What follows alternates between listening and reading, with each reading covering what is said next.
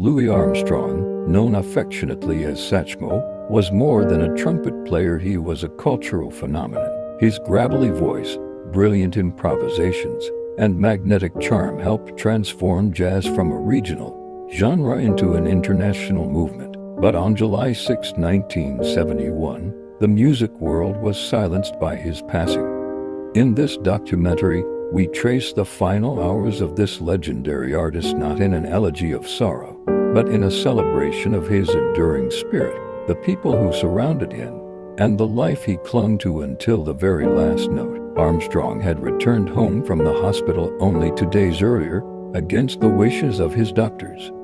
He had spent months battling heart and kidney problems, growing weaker with each passing week. But he was adamant. "I want to die in my own bed," he reportedly told Lucille. "I want to be home." By all accounts, Armstrong was in good spirits that final evening. He was lucid, reflective, and even humorous, a man who knew his time was near, but who greeted it like he would an old friend at a front porch door. Even in his final hours, Louis remained connected to music. Friends say he hummed melodies softly, barely audible, as if improvising one last private concert for himself.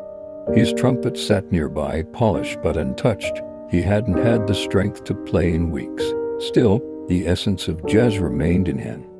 The rhythm of his breathing, the cadence of his whispered words, they all carried the echo of New Orleans, the memory of Bourbon Street, the smoky clubs, and the Carnegie Hall ovations. At approximately 5:30 a.m. on July 6, 1971, Louis Armstrong died in his sleep.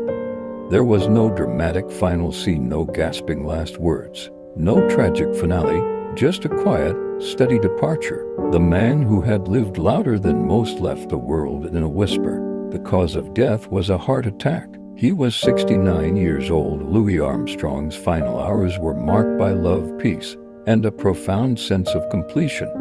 He died not as a fading star, but as a man whose flame had simply moved to another plane. His trumpet rests in the Louis Armstrong House Museum today, silent but potent, like Excalibur returned to stone. But his voice, his laugh, his music, they endure.